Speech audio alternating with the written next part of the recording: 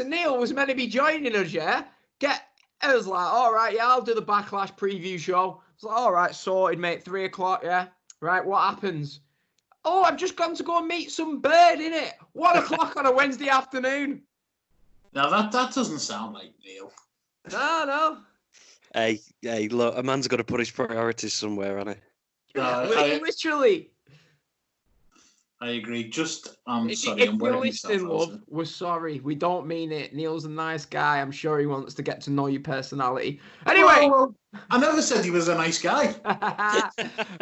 Anyway, the Backlash preview. We're previewing Backlash, the greatest. Danny took a snapshot. What's going on there? We're previewing... I don't really know what I'm doing with this video call. I'm more used to Zoom, so just apologies. It's right. Yeah, so we're previewing Backlash 2020, the greatest match ever. Edge versus Randall Keith Orton. I am joined by Danny, joined by Tebbs. Danny, have you been watching any WWE recently? No. Excellent start. Tebbs, what about yourself? What have you been watching? I've still to watch Raw from this week. Oh, fucking hell. like the dedicated professionals we are. No, I've got it to catch up on. I've got a good understanding of what's going on. Yeah, we'll get into it. But the go home shows out what they used to be. So as long as I know what the crack is, we're all right. Oh, it was good. Go on, Danny. What were you saying? I was going to say, is anything as good as it used to be? I don't know whether I'm on a nostalgia trip. I don't know whether I'm just a grumpy old man. But I do feel like it's so hard to watch wrestling at the moment, especially WWE. I can't seem to get myself motivated to get into it. What, really? Yeah. Honest to God. I was watching the German football last week, and they started adding in crowd noises. I didn't think I'd like it, but it actually, because it's a natural atmosphere, it's something you're used to hearing. I don't know whether WWE can do something like that. It's just, I don't know. I'm really, it's a really hard slog to watch it at the moment. Oh, as if, Danny, see, I was different to you. So, you know, when I think I watched a game on Sunday and they had this crowd noise in, didn't like it. And that's where it felt a bit like forced me. I was enjoying, right, I know this, you know, when you go to watch a pre-season friendly, you'll watch Everton in a friendly, and you hear the shouting of the players, yeah? I sort of, although friendlies are horrible, it's sort of exciting because it's like the start of the football season. So hearing the players shouting, oh, Shiza, and stuff like that, it was like, I didn't know what they were saying, but I thought if they do this in the Premier League, it'll be interesting, you know, to hear people shouting stuff. So I'm not really for this crowd noise. Plus, I don't know what Deepdale's going to do because we're not used to it being that loud. So good luck getting some of our chants piped in. But yeah, so better talk about Backlash. So yeah, I don't know. I was thinking about this as I was brewing up them, right? So I feel like I thought, I need to get the notes, you know, for the matches that are taking place. And this should really say whether they've done a decent job building it up. I feel like I can just shout them all out off the top of my head, you know, instead of like reading the notes. So I know you've been watching a bit more than Danny, Tebbs. Do you know some of the matches off the top of your head, or is it just me being a loser? No, I've had to go to Wikipedia, to be totally honest. A couple of them I could have guessed. I think, again, it's through the lack of. I mean, it's been a good build. Don't get me wrong, but I haven't been as captivated as I am with some pay-per-views, and maybe that is its status as a B. But looking down the matches, I'm just thinking this is a lot of matches that are setting up SummerSlam rather than a pay-per-view on its own. So I suppose that's where my lack of enthusiasm comes. It all just feels like these are the wrestlers we've got. Let's put them in matches together at the minute. So no, it's not just you. It's not just you. I've had an eye on a couple of them. So have you got the card in front of you? Yeah. Right, let's see if I can do this, right? We've got the greatest match ever, Edge versus Randy Orton. Yeah, we've got Braun Strowman. Yeah, I'll give you that one. Yeah, there's 1 point. Yeah, well done. Cheers, mate. Braun Strowman. If you miss that one, you're sacked. Braun Strowman versus The Miz and John Morrison. Yeah. We've got Andrade versus Apollo Crews. Yep. I'm feeling the pressure here a bit now. We've got Oscar versus Nia Jax. Yep. We've got the Iconics versus Sasha and Bailey versus Alexa Bliss and Nikki Cross. Yep. So that is, what are we on there? They're not doing the Daniel Bryan AJ match, are they? No, that I think is a massive mistake. Why not stick that one on your pay-per-view? I'm wondering if there's going to be some. Our word from last week was shenanigans. I'm wondering whether there's going to be something on Friday night that's going to move that to the pay-per-view. But no, that's not on. Hopefully they do add that one. So I've named 5. That's more than. Go on, which ones am I missing? I'm going to kick myself here when you tell me these. Well, we have the WWE Championship. Drew McIntyre against Lashley. Let's sum it all up. Not as good as it used to be, Danny, is it? And we've got. Sorry, Danny. Go on. No, we've got Jeff Hardy versus one of the many men in WWE with a red beard and red hair, Sheamus. I forgot the two biggest matches. Great. That just says women's wrestling's flying at the moment. It's getting its spotlight. There's definitely more, I think, focus on the women at the minute, which can only be good, to be honest. Yeah, well, on Raw, Charlotte was on Raw. She was basically there for the first half an hour, and then Oscar and Charlotte, I don't know, neither of you watched, have you? They had a half an hour match to finish the show. It was not far off being as good as the WrestleMania match. So that was good. But the thing is, though, they've still got stuff in the bag that they're saving. They've got Seth versus Ray building up. That's been really well built. I like that they've not rushed it, thrown it on this pay-per-view. They've had Ray selling his injuries. And, they've been, you won't have seen this, Danny, but they've been doing, the Viking Raiders and Street Profits. They've been doing, each week, segments, a golf course having a golf match. They did a triathlon or something this week, and it's just been funny segments, and you're thinking that's going to get you more over than say I don't know, a 10-minute, a 5-minute match against nobody. So I think they've been really good. So yeah, I'm feeling positive about WWE. I think Raw, for me, I'm going to be honest, I think Raw is miles better than NXT at the moment, and it's miles better than SmackDown. I've enjoyed Raw every Monday, and that is the statement I've not said in quite some time. So, yeah. No, I'm enjoying. I've enjoyed Raw when I've watched it. Don't get me wrong. I'll be honest. The Street Profit Viking Raiders segments were usually the point where I'd turn it off in previous weeks.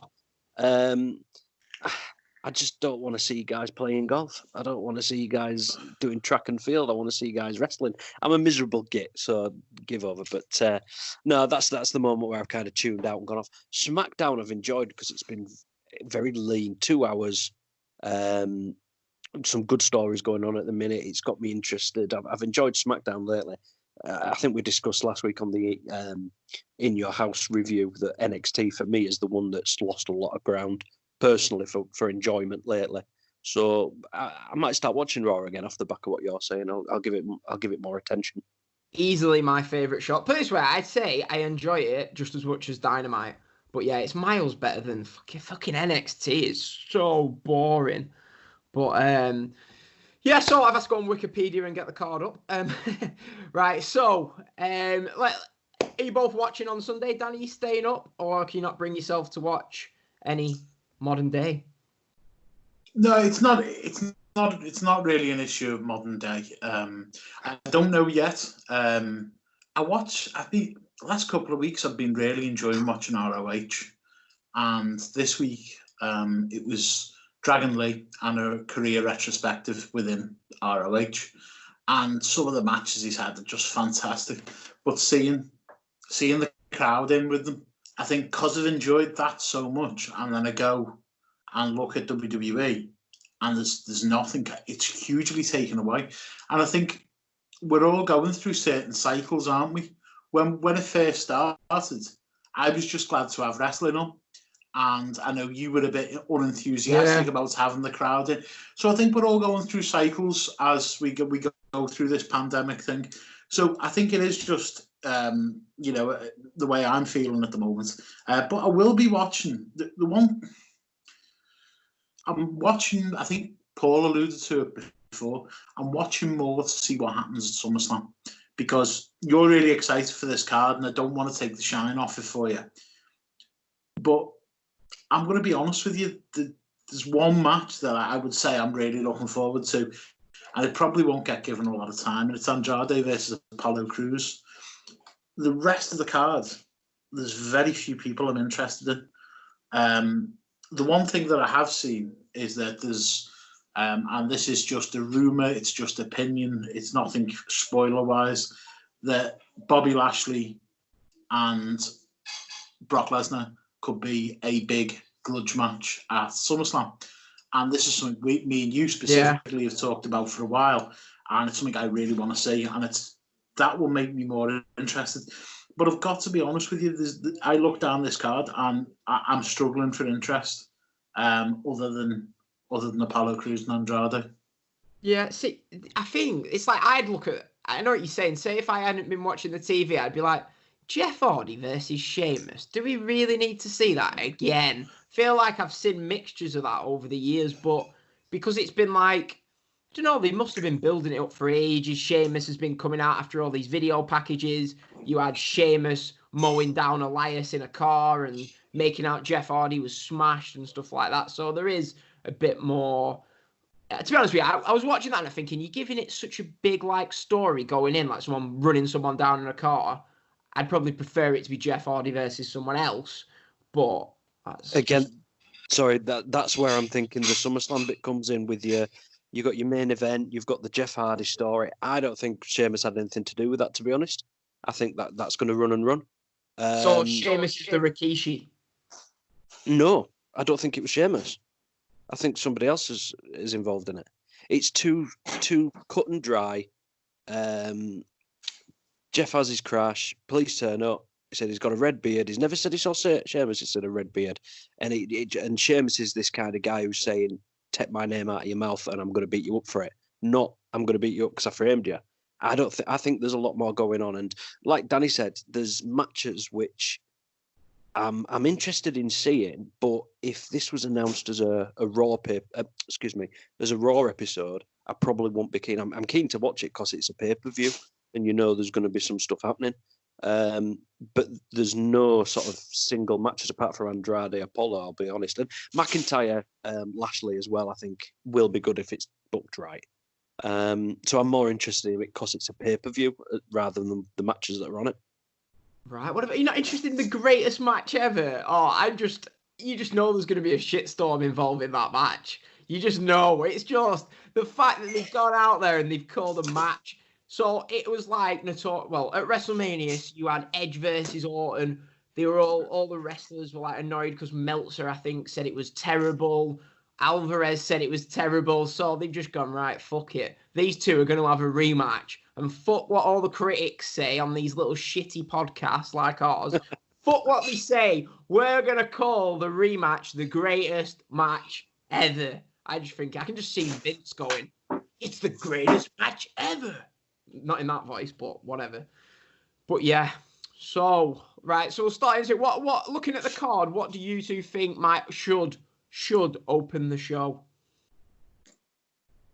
I've got an idea that it's probably going to be Apollo Crews versus Andrade, just for that sort of quick, high-energy opener. But at the same time, I think the women's tag could do the same as well. Yeah, I suppose. I think they started with a women's match, didn't they? Was it night one of WrestleMania? The women's tag when it was Bliss and Cross against... Yeah, I enjoyed that match as well. I remember you saying at the time that you enjoyed that one. What about you, Tebbs? What would you go for the opener? I think I'd probably side with Danny looking at this. Yeah, I'm hoping Crews Andrade doesn't get stuck on the pre-show. The women's tag would be good to set up. It's something we've seen bits of recently, quite a lot of matches between these two on and off. So it might be good for a good triple threat opener. I wouldn't be surprised if they go somewhere along the lines of putting Strowman on first. I know it's a Universal, but it's one of the most, the least interesting Universal Championship matches, and that's going somewhere to say that we've had Goldberg recently. So I wouldn't be surprised if they just put them on, have a big, big hoss going and cut his way through a couple of heels straight away, have a big sort of barnstorming opener. They probably won't do though. We're probably going to get Cruz and Andrade shoved onto the pre-show, and we're going to start it up with 20 minutes of rest holds between Edge and Orton. But I hope not. I hope they just come out all guns blazing, smash, go for it. Yeah, well, I think so. We'll talk about the Apollo Crews Andrade match first.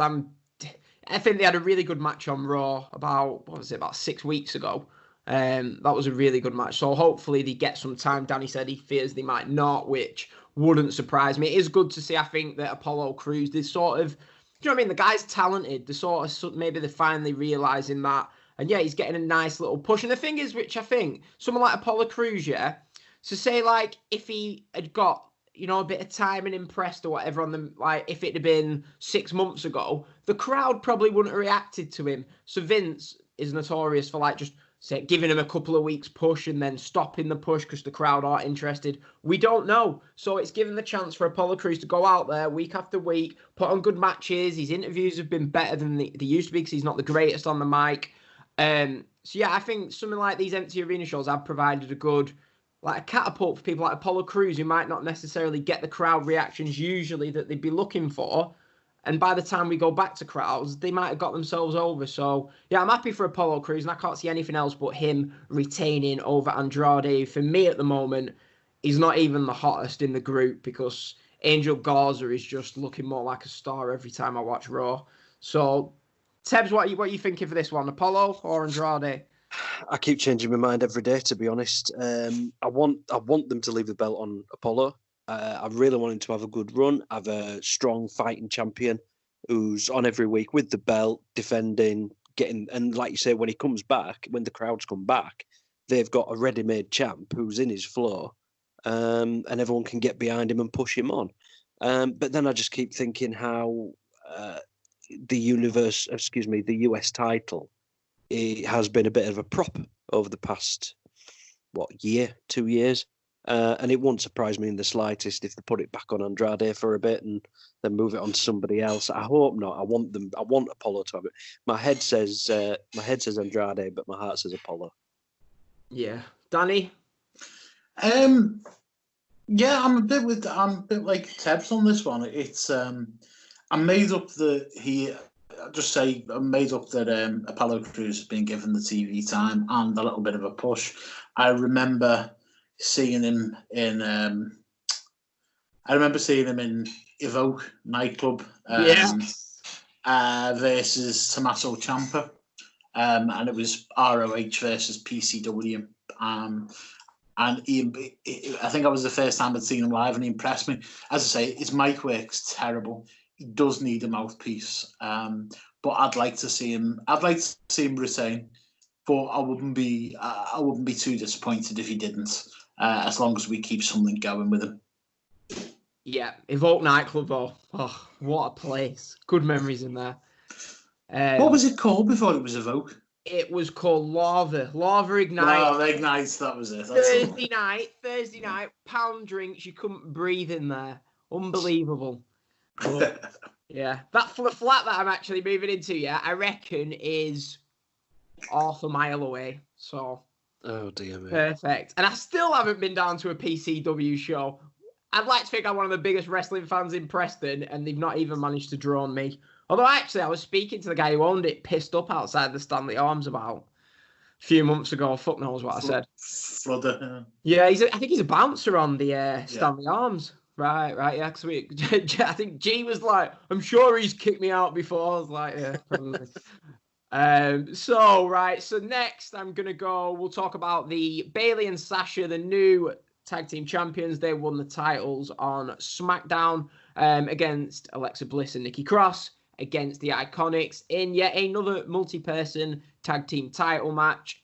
For me, I think Bayley and Sasha have been absolutely fantastic recently. I've been really cold on Bayley since heel turn, but her and Sasha have turned into one of the hottest acts, I'd say, in WWE at the moment. And I think putting the belts back on them has made a lot of sense because you're looking at a time where, like, there's not so many wrestlers, like, available for TV. So being able to have Bayley and Sasha go from SmackDown. They helped out Raw a lot this week, having both their presences on the show. So yeah, I think it makes more sense having Bayley and Sasha as traveling champions rather than, say, no offense, Alexa Bliss and Nikki Cross and certainly the Iconics. So I think the Iconics obviously aren't the best in the ring, but I think with these two teams, I think we'll get a decent match. Can't look past Bayley and Sasha retaining. And I feel like they sort of set a little hint on Raw that we might get Bayley and Sasha versus Charlotte and Asuka for the tag titles coming up, which really would build up these tag belts like they should have been built up from the beginning. So, Danny, what are your hopes for this match? I've got to agree with a lot of what you said, to be honest with you. I'm made up that they're a natural team. That's one thing you can say about them. They fit each other. We know what to expect. They've got good chemistry between the two of them. You can tell the friends off screen as well. But I've got to be honest with you. I'm impressed. I'm impressed with the way WWE's handled this title. I know some people aren't keen on it. I think you've got 3 teams in this who actually look like tag teams. Who perform as tag, the Iconics. I know they're slightly different. They've been doing it for a long time consistently. But yeah, I am looking forward to it. Can't see anything other than the Bayley Sasha victory to retain. But yeah, I think it's got the potential certainly to be one of the best matches of the night if it's constructed well enough. The match. Yeah, Tebbs.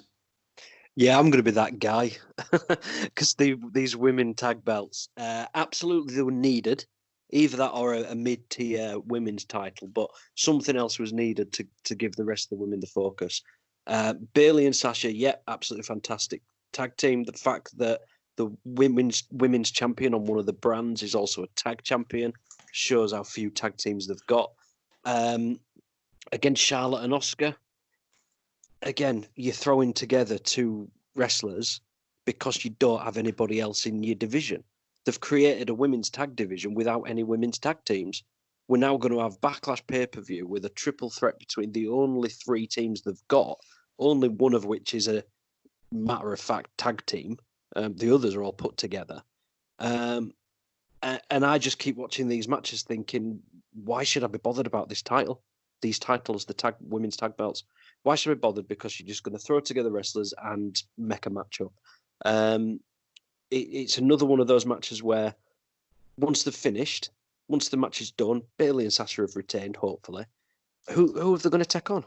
Sasha and Charlotte and Asuka? Well, that's always going to have the running thing of, is Charlotte going to turn on Asuka and take the Raw belt for herself? So they're not going to be a fully fledged tag team. And I just think there should be a bit more effort. If you're going to have a women's tag division, create a fucking division. Don't just throw together wrestlers that you've got on hand and hope something sticks. I think there's. I understand where you're coming from. I think it's hard with WWE because they don't know. They still to this day either don't know or don't care to push a tag team division. Not since the 80s, probably, have we seen, mind you, there was the Dudleys, Christy and Edge and all that sort of stuff, and the Hardys. But if they aren't keen on pushing a men's tag team and haven't been for many years, I don't know. I think considering that there's a women's tag title, and it's very much a mid-card title, I think they're doing quite a good job pushing it. I think the Nikki Cross and Alexa Bliss are a good fit as a team. Iconics, again, a natural tag team. They've been working for a while.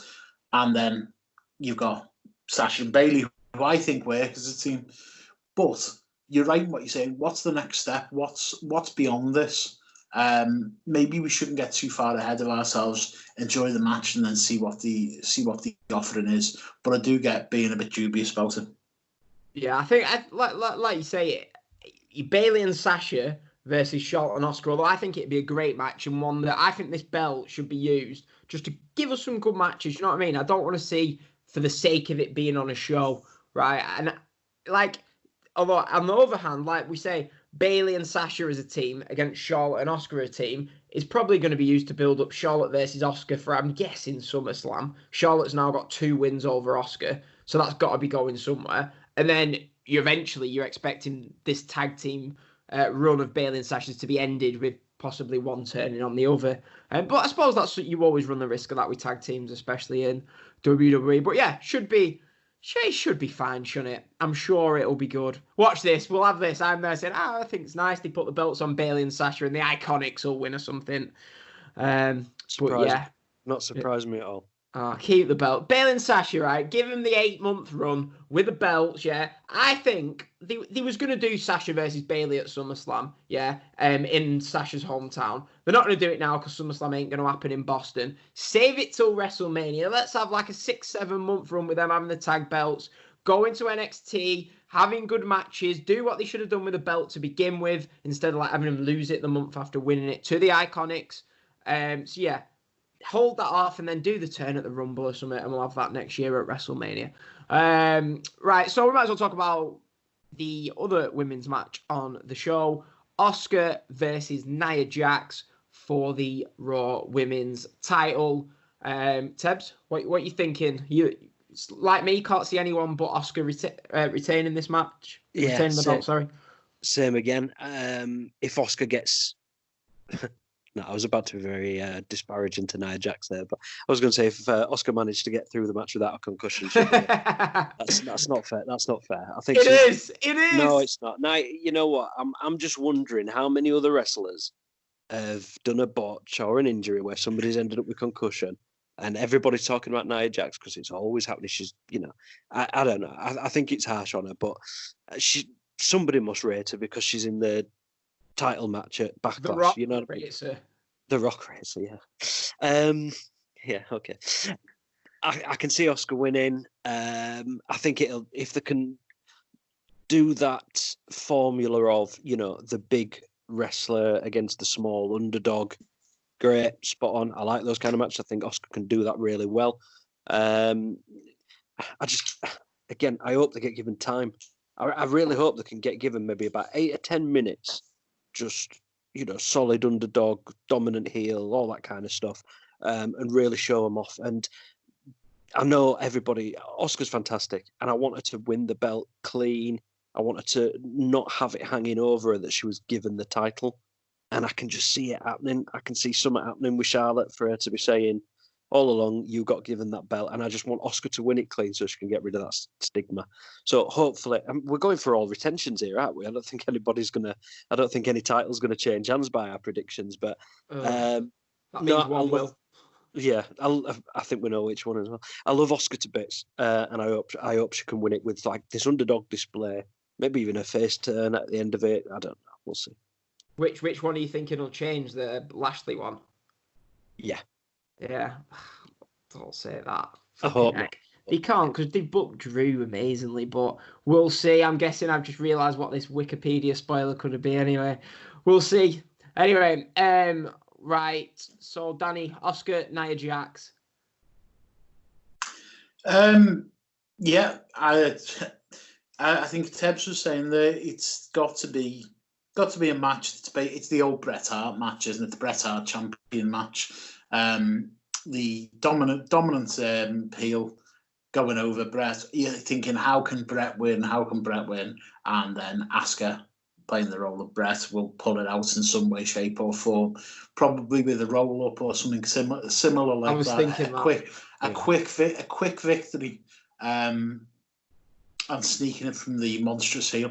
That's the only way to do it, really, isn't it? Because you can't say that Nia Jax is going to go out and have a fantastic match in the same way that you can't say that Braun Strowman would be. You're never going to see them mentioned in 5-star classics. I don't mean to be disparaging. It's just the frame and the size and the ability to move around the ring.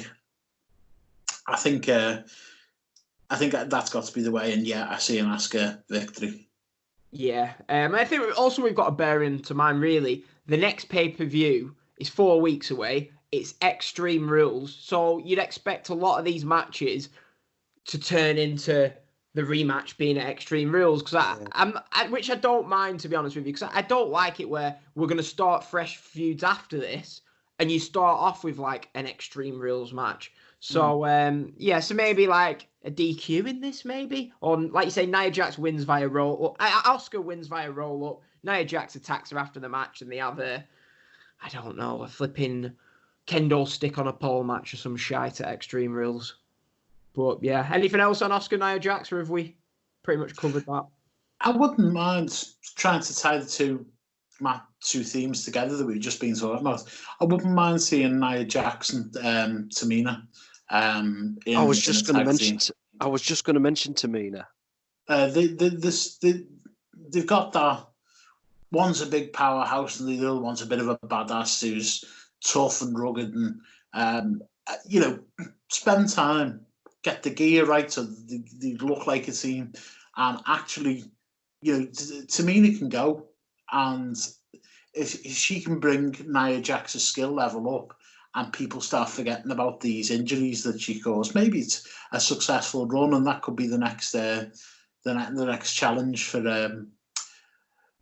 Bayley and Sasha. Yeah, did you see the video Tamina posted online this week? No. I haven't. No. It was. I'm sure it was on Tamina. Tamina tweeted it herself, and then somebody else tweeted it out as well. It's a promo video, and the camera starts looking at a sign for a mental hospital. Literally says mental hospital, and the camera pans in, and there's eerie music, and then it pans into a padded cell, and Tamina is in the cell, in a straitjacket, going full on. Mental hospital, for want of a better phrase, and I think it's been taken down again. But she released this video, and I think it was pointing towards a gimmick change. And I was watching that, and then I remembered she was on SmackDown. That's why I was going to mention about her and Nia Jax, but they're split up on brands now. I didn't know if you two had seen that or what you thought of that. No, but it looks like a new direction for Tamina. I'm just having a look now. It looks very, very good. Yeah. After the devastating loss of Money in the Bank and 10 years of being used and abused, this has finally happened. The trepidation. Shame she's shit. Well, I had that when I first watched it. I kind of dismissed it. It's like, it's only Tamina, and I just thought, well, I didn't dismiss the Bray Wyatt one when he was releasing The Fiend. She might be the female version of the Fiend gimmick, which everybody loves. So I'll give it benefit of the doubt. I didn't quite like the mental hospital bit at the beginning. I think that's a bit, 80s, whatever. But I didn't know if you two had seen that, and I just wanted your thoughts on that one. But I think that might be a new direction for her. Just maybe something for it to keep her busy on SmackDown.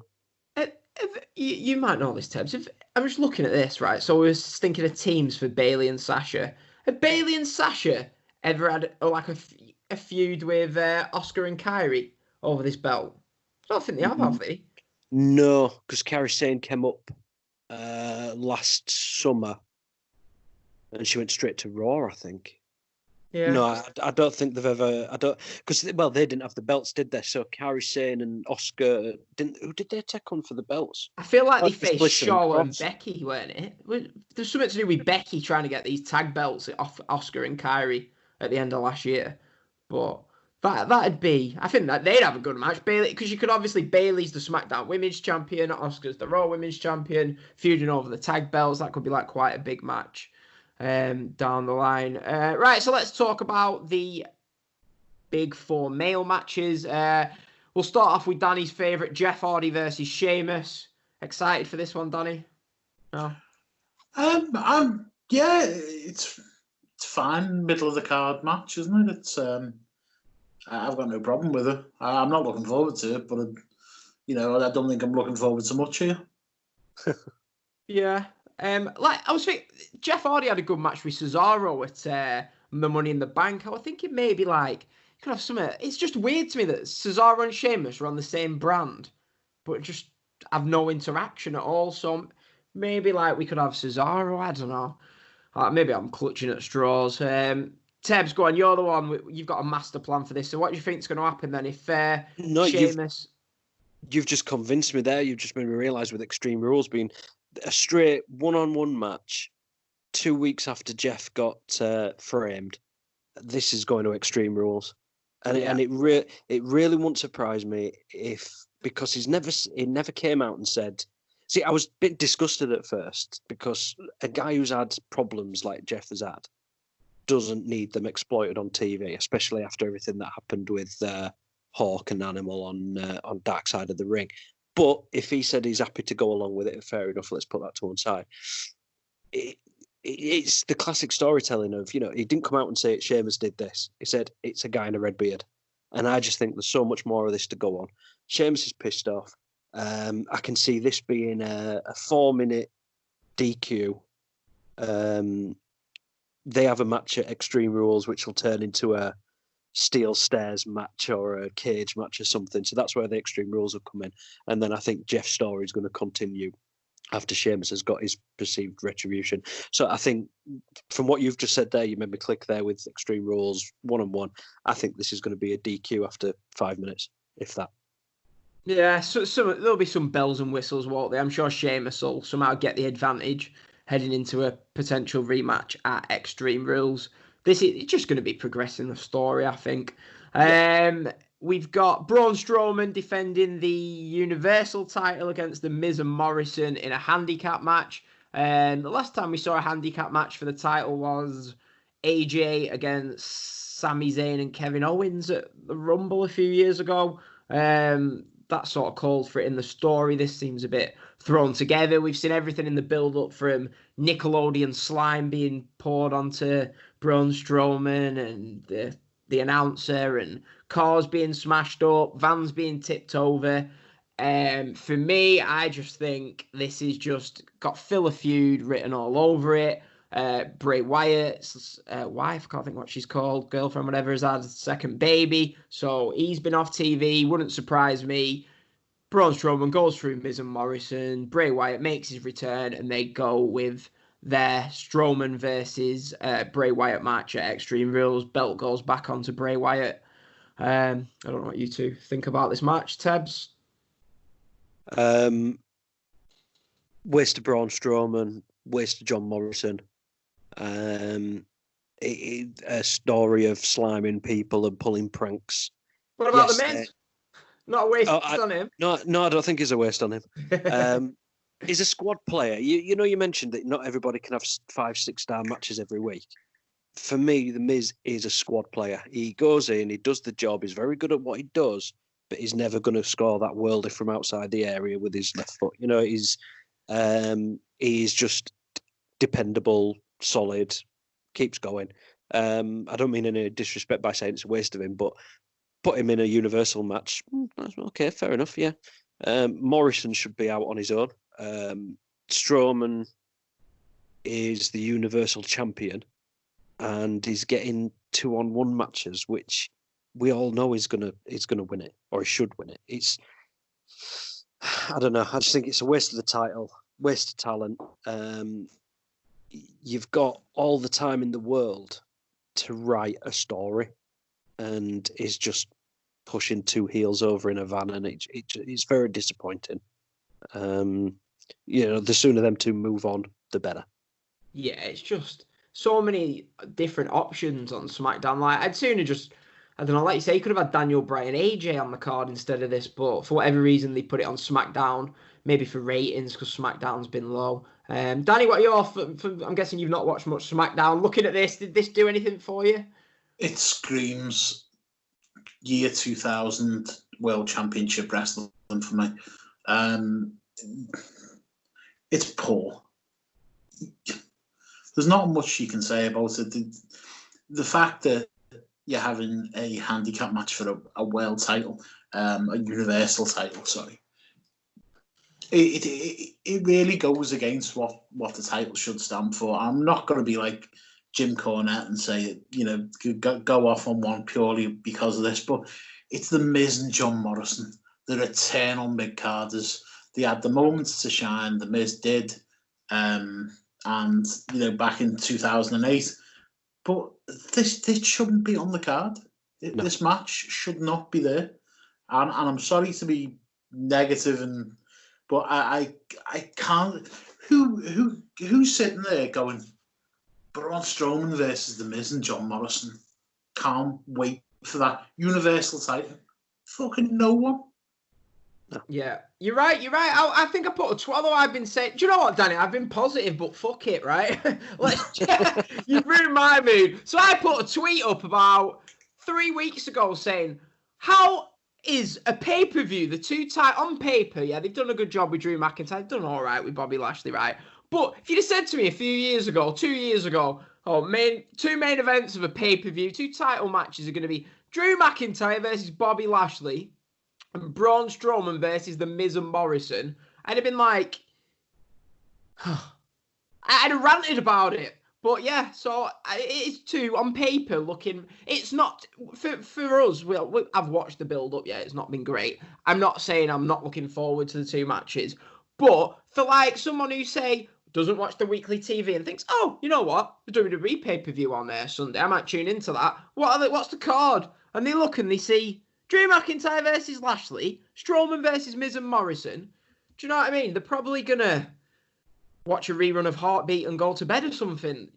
That's all that comes to mind. Sunday night. Come on, that was Sunday night back in the day. Mum, can I stay up till 9 o'clock and watch Heartbeat, please? Oh, go on then. So, yeah.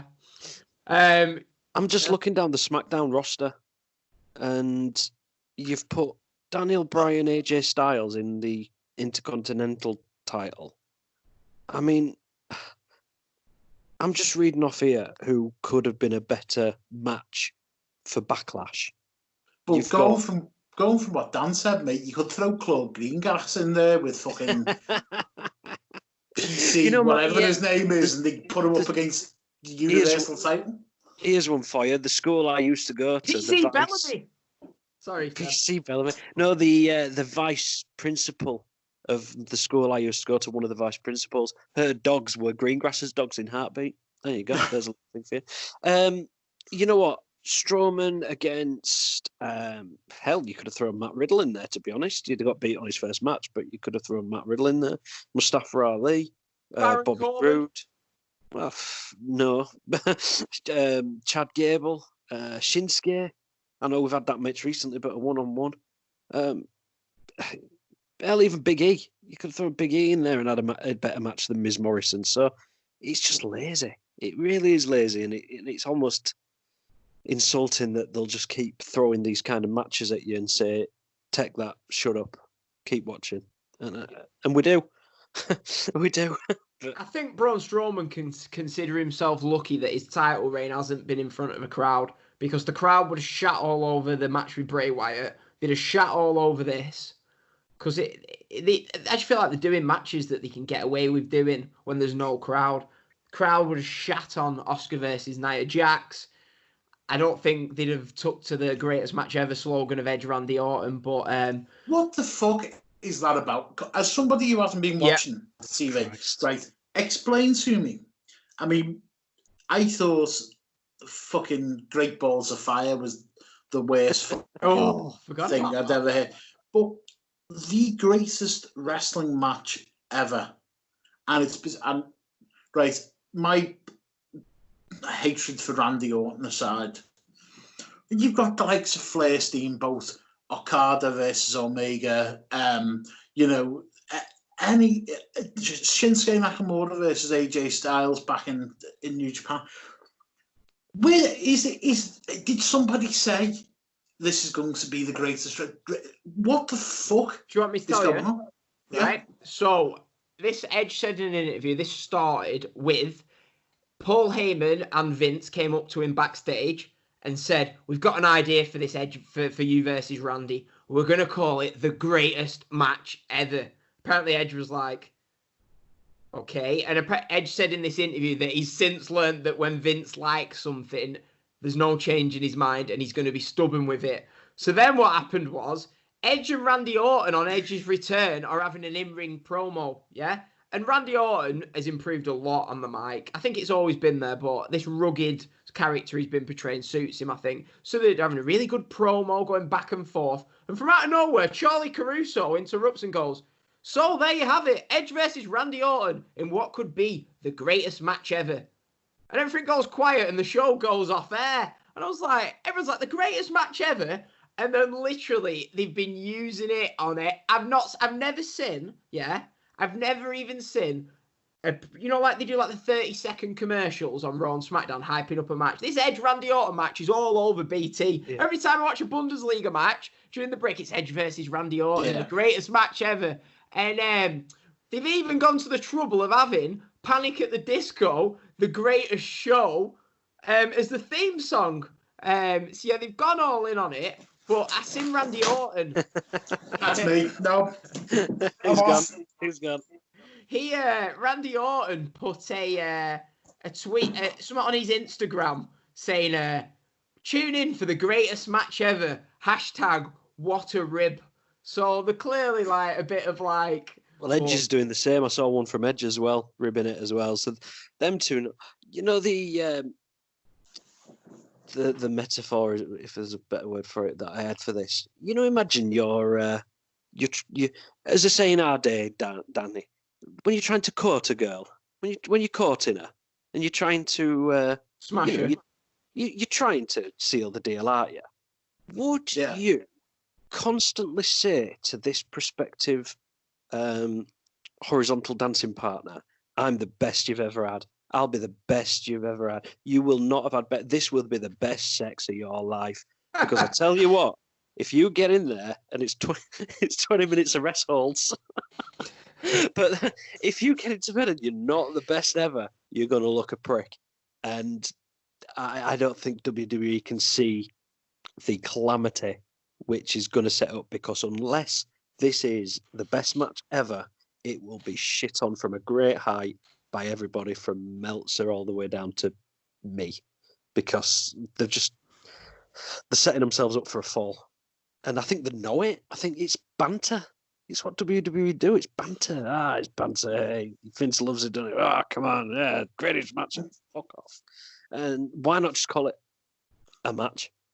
But for me, it must be somebody having a laugh, because it's like Sky Sports putting on the greatest football match ever, Coventry versus Darlington. No,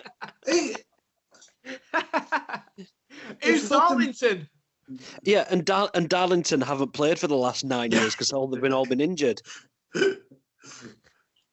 But it's been funny because they've had like you've had like Samoa Joe on commentary, and he's been going, as we go into this match on Sunday, and what could be the greatest match ever. And then Christian was out there for the cutting edge. I mean, for the peep show or whatever last night. And he's there. He's like, so on Sunday, it's Edge versus Randy Orton. My good friend Edge, and what could be the greatest match ever. And I'm looking at him thinking, you're dying to fucking piss yourself.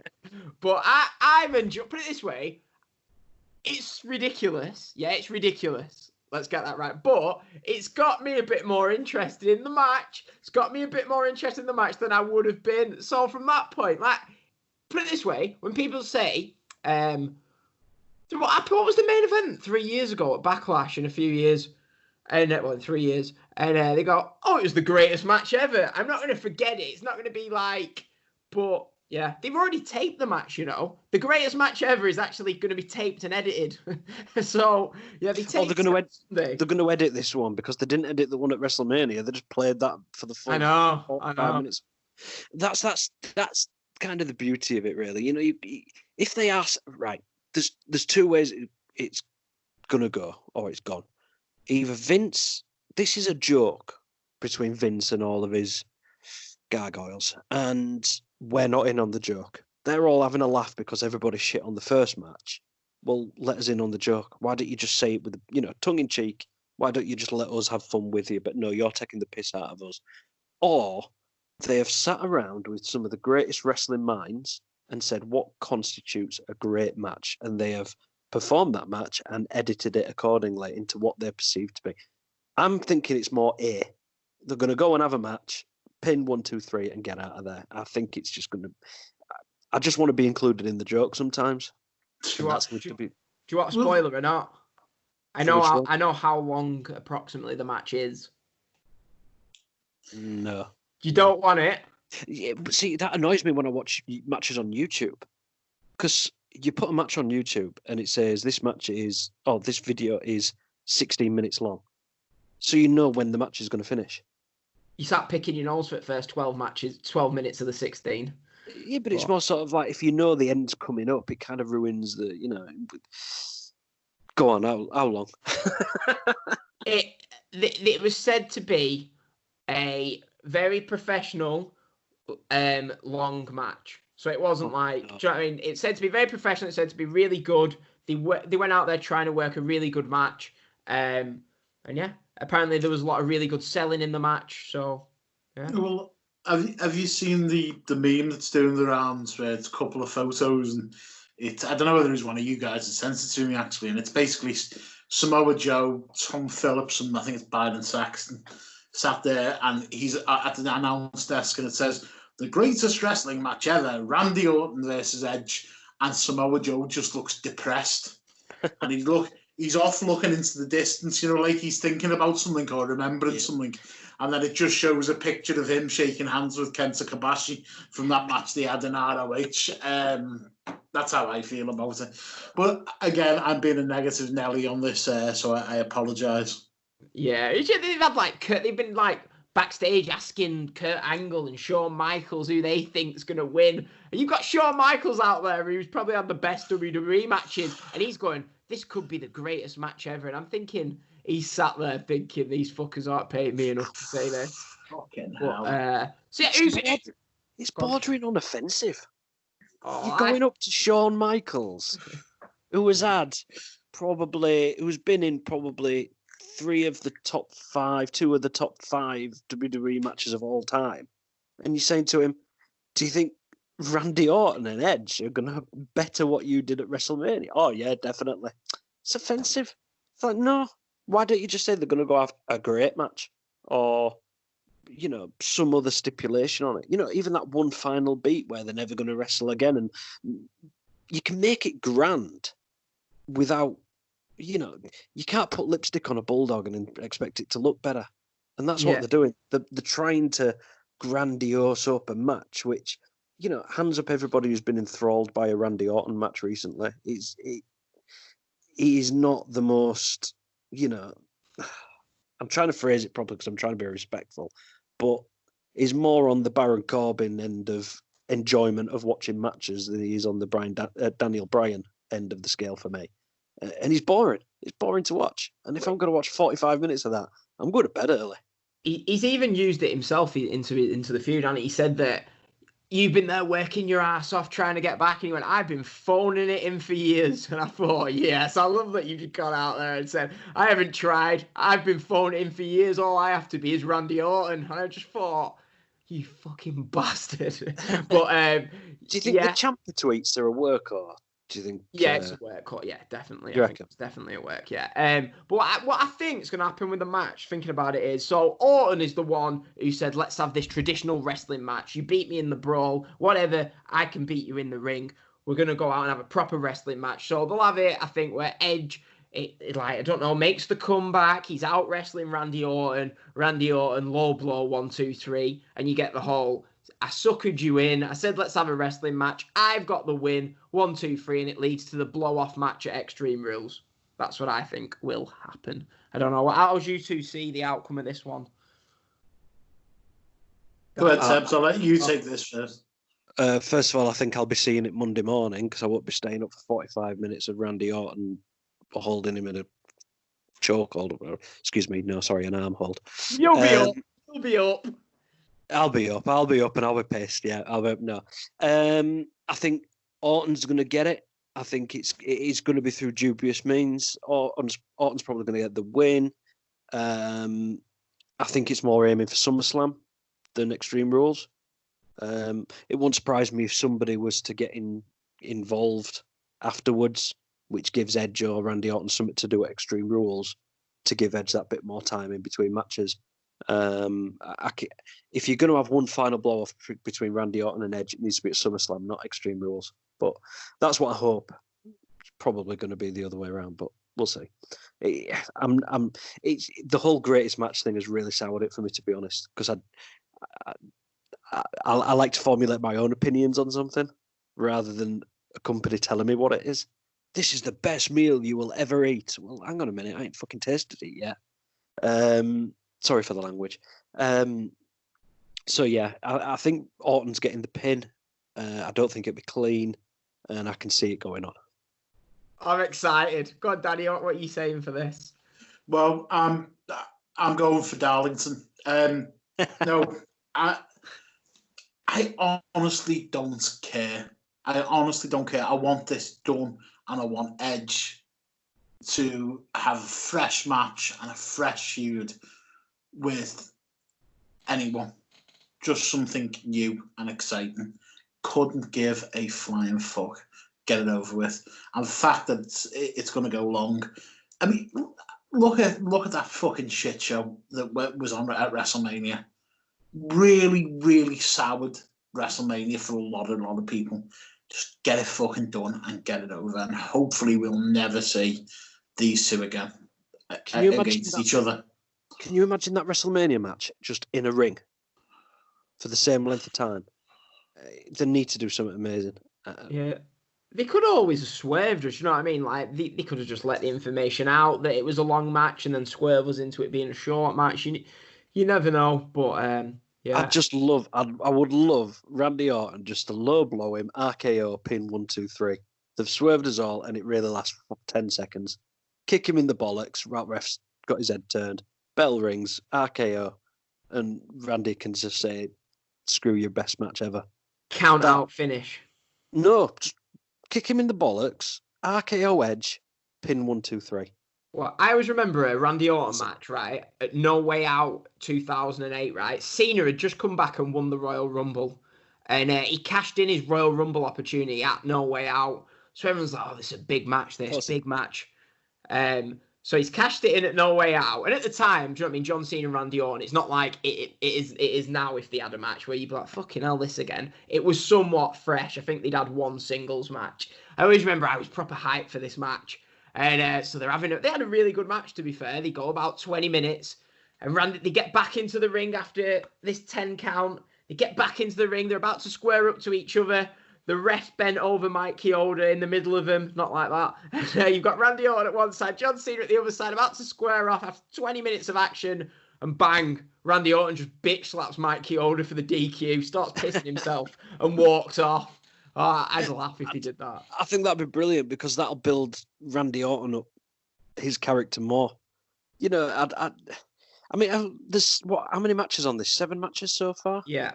For a 3-hour, and if for pay-per-view, and if one of them's 45 minutes, it's not giving me much hope. I'm hoping there'll be a bit of a swerve in it, and you know, the banter will be that Randy Orton don't give a fuck about your greatest wrestling match. He's going to finish it when he wants. I hope that's what it is.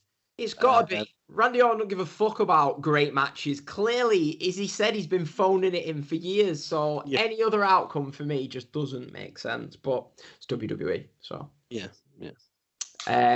So I don't know whether you've heard this. This is not wrestling related, but the MLS is coming back, and it's going to hold a World Cup style tournament to decide this year's MLS.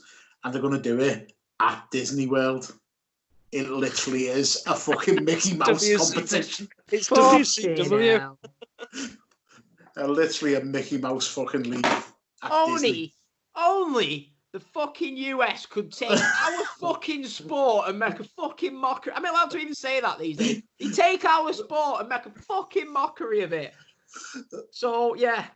You soccer... Oh, fucking hell. Jesus Disney Christ. World. Right, let's get into this. I think Edge Orton is going to main event. Should do. It's got to, hasn't it? It's the way it's been built. The market, the promotional material. It's got to do. I hope it's better than what I expect. Yeah, it will be. Have faith. The greatest match ever. I'm excited. I think it's funny the slogan they've gone for. But anyway, fucking hell. Drew McIntyre versus Bobby Lashley for what is Bobby Lashley's first title shot at a main title since his match versus John Cena at the Great American Bash in what would have been Actually, he must have had a title match since then. But I remember him having a really good match with Cena at the Bash in 2007. So that would be 13 years. But I don't know if they've been classing the ECW title in that. Maybe I've missed one. But hey, Danny, go on. You love a good Drew McIntyre match. Well, I did know, again, he's not one of my favourites. However, I think what I've seen of him since WrestleMania has been good, character-wise especially. I've said to you, I've made it public that I want to see Bobby Lashley as a fucking wrestler, as Kurt Angle-esque, as Brock Lesnar-esque. I don't want to see him cuckolding someone. The fact that he seems to be being pushed, if I'm understood correctly, he's been pushed into a relationship with MVP, who comes across well. He looks right, and he looks like one of those managers and mouthpieces that can really make a difference to someone's career. And I hope we see Bobby Lashley pushing through and actually looking as he should. Let's fingers crossed. The match, I hope it's a good one. I've got no high hopes. I'd just like to see him wrestling more in that aggressive style. Right, Tebbs. Yeah, I want to see the Lana stuff. Didn't do him any favors whatsoever. Seen some of his older matches, seen even the matches recently where he's been under MVP, etc. He's got that sort of ruthless aggression, killer instinct. He looks like a dangerous man when he's in the ring. And the match against McIntyre, I think, will be brilliant if they can be very, they can be lean with the time, give them both the chance to do the big spots, big powerful moves, really put each other over in how strong and dominant they both are. This is going to be like a T-Rex versus King Kong smashing into each other. Don't outstay your welcome. I'm going to hold back what I think the result will be. I'm just hoping they're really doing both justice, because I've really warmed to both of them since WrestleMania. This is the match I'm most looking forward to out of all of it. Right, well, I'm going to put it out there. I don't care what any rumours say. McIntyre retains. It's not the right... If they take the belt off McIntyre at this point, after all the hard work they put into him, it's a fucking joke. They do not take the title off him. He needs the match against Brock in front of a crowd. He's been brilliant as champion. They finally got a babyface who is booked as a star and seems to come across as a star. All the hard work they put into it. If they have him lose to Lashley for this match with Brock that they've not given a shit about for years, I think it's a joke. McIntyre has to retain, and I think he will. I think he'll retain, and I think that it'll happen with Lana will come out or whatever and end up accidentally costing Lashley the match, and Drew will win in a very lackluster match. So that'd be my prediction. I don't think it'll be a good match, and I don't think it'll be a finish that is just clean. I think it'll involve Lana. Yeah. So that is my prediction for that. So, do you know, so that's it. The card done and dusted, right? These are some of the people that aren't on this card. Brian, AJ, Rollins, Rey Mysterio, Cesaro, Nakamura, Kevin Owens, Angel Garza. All of those somehow haven't made the card. It's when you're looking, like, say, Danny, for you, like, as an attractiveness looking at the card, when you look at that card for you and they've been left off it, I just think it is a bit strange that you've got that much talent that don't make your pay-per-view card. There must be others as well that I've forgotten about. The New Day, yeah. The SmackDown Tag Team Champions, nowhere to be found. Are they? No, not them, sorry. I meant the best tag team on SmackDown, where, if you're going to put a tag team match on, you'd have them two involved, and they're not, which surprised me. Who are the SmackDown Tag Team Champions? You know what? I've just said that and I can't fucking remember. We shouldn't really be having this discussion. No, it's New Day. It's New Day, isn't it? It is. It's New Day. You're getting me worried. That it is. It's New Day. It's not Jackson 3rd Ryker and the Forgotten Sons. Fuck me, what happened to them? I can't remember. We'll swear that one. Somebody gave Jackson Ryker his Twitter account, and Jesus, they must hate him now. Yeah. So, anything else? Do we need to talk about a pay-per-view? Or have we pretty much done its job? Can anyone think? Hopefully, let's hope Brian AJ ends with a bit of fuckery on SmackDown and they add the match to the card, because that'll make this show a lot better. I'm not going to hold my breath, though. I think they'll crap. I'm kind of worried about that. I'm kind of worried about that because Apollo Andrade will probably get pushed to the pre-show.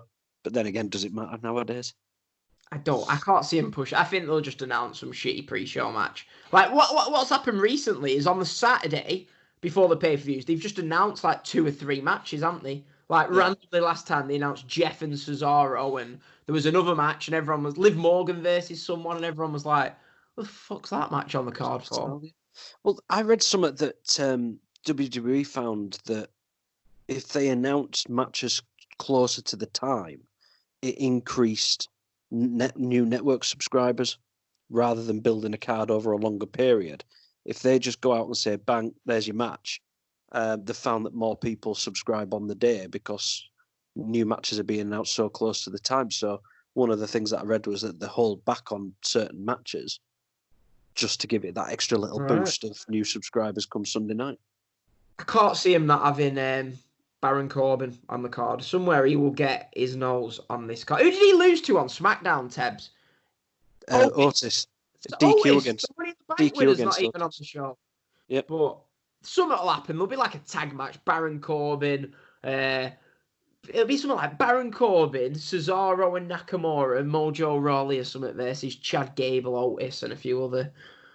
Do you know what I mean? And I'd have preferred to see Otis Strowman against Ms. Morrison, and rather than have that match and not have the Universal title on. At least there's a bit more about it there. Of is Otis going to cash in on Braun? Yeah. It would have been a far more interesting match than. Imagine if he cashes in. That'd be funny. I'll go off my tits, man. I'll be streaking down the street. I'll be going for it. If he wins a title, if he wins a main singles title, me and Otis riding off into the moon. He's living his best 2020. And out of all of us, Otis, he's got the girl. He's got a title chance. He's won Money in the Bank. He's been on WrestleMania. He's been on. Have you seen the swimming pool scene where he's like proper necking? I was like, what is going on here? Do you know what? Have you heard what Zack Ryder said about that? He wanted his pool. He wanted his fucking pool. They asked Chelsea Green to have a word with him and say, "Can we use your pool?" I told us get fucked. Just after they'd sacked him, fucking hell. Well, what we can say is it's Otis' world at the moment. We're just living in it. He's smashing life, really, isn't he? Top shagger. He's got a red beard. He's got a bit of red in there. Oh, fucking hell. I'm just saying, if he turned him heel. Fucking hell. I was thinking there's him, Heath Slater. I'm loving this storyline, by the way. I keep going back to it. Heath Slater, but they've got rid of him, haven't they? Who else is there with red hair? Sami Zayn. Yeah, Sami's. Oh, yeah, that'd be a good show. Even though we all know he's stuck at home, but whatever. No, I'm being negative about it, but I'll be staying up for it. I'll be watching it all. I'll be doing the review afterwards. Yeah. Book Sami Zayn versus Jackson Ryker. I'd love to see that. Yes, so I want to see Big E versus Jackson Ryker. Oh, I think they'll stay well clear of that one. Saying that they were in the ring together, weren't they? Is Jackson Ryker the one who is on the outside and doesn't do much? Yeah. Or is he actually? Is that him? Yeah. Right. So he's not actually worked with him, man. He looks the part. He's he's shredded. He's scary looking bastard. He just has to go and open his mouth online, doesn't he? And cock it all up. I feel bad for his tag partners, to be honest, because they're probably, both. One of them's an ex-Marine, another one, hangs around with him. I think he's really stitched them two up. I can see them becoming a different tag team in the next couple of weeks. Yeah, they'll be swimming in Zack Ryder's pool in a few months. Anyway, right, that's it. Backlash, the greatest match ever. We'll be back next Monday to talk about the greatest match ever. Yeah, that's it. Thanks for listening, everyone. Tebbs, we were meant to plug your podcast at the start of the show. Don't worry about it. Sorry. Yeah, don't worry about it. Yeah, the Movie Chef podcast. Myself and an Irish fiend. We get on Sunday nights and we do a movie podcast. It's called the Movie Chef at Pod Movie Chef Online. Anybody can give us a like, download, subscribe, all that jazz. Give us a listen, give you feedback if you're into movies and people talking shit about them. Yeah, so go and check that out. Danny, have you got anything you want to plug? Everton's coming back. Are you excited? I will feel happier if Liverpool don't win the league title at Goodison. However, given the what's gone on these last couple of months, I think it's I'm just happy to have football back. British football, my team playing. I think it's a step back to normality, isn't it? Yeah, I just feel sorry for the other team from Merseyside, Tranmere. What a horrible way to go down. All that hard work to get up last season. I won't get into my opinion. I think it's bollocks, but that's what's been voted on. So 0.04 points they've been relegated by, and they have a game. Yeah, I think I was told to my mate Todd talking about the upcoming UFC fight was announced, Miocic versus Cormier. And he's a Tranmere fan. I'm not sure. It was only announced yesterday. But we were talking about Tranmere, and I said I've got a mate who's a Preston fan who's absolutely furious that the gone down in such a way. And he said the one good thing that it might create is a siege attitude at the club. So everyone's against us. All these clubs have voted for us to go down. And they come back next year with a vengeance, with a good team spirit, and well, hopefully that's the way it's going to go. But as you know, Dan, if you get stuck in a league, especially the closeness of the teams in terms of quality between League One and League Two, it could be awkward to get back up. Definitely. The amount of teams that you see go from League Two to League One and stay up that following season, there's not that much of a gap. So it will be hard. Look at Oldham. Oldham went down 6 years ago, 5 years ago, whatever. They've not even come close to getting back up. But how did you know I was angry about it? I didn't even know I'd ranted to anyone about it yet. Oh, yeah. You ranted to me on via text. What, yesterday? I can't remember. It was either yesterday. It happened yesterday, so yeah, it must have been. It just annoyed me. Neil sent me a video of Plymouth playing a video of "Don't You Know, Pump It Up," and they sat there saying they're going. I just thought it's just not right. Plymouth celebrating going up, haven't won promotion. I'm sorry, yeah, they were third, but North End were top in November. If we'd have got promoted in November, that'd have been bollocks too, and I would have said that. I fucking took it but it would have been bollocks. We've been top in November. There's other teams the amount of teams, Tranmere, I remember, were once top of the league in about December and didn't even get the top six. So it's just a load of bollocks. But, oh well, as Berry liked to say, fuck the AFL. But, yeah. So, yeah, great way to end the Backlash preview show. Fuck the AFL. Fuck the AFL. We'll be back Monday. See you on Monday to talk about Edge versus Randy Orton. See you later, everyone. Goodbye. Bye-bye.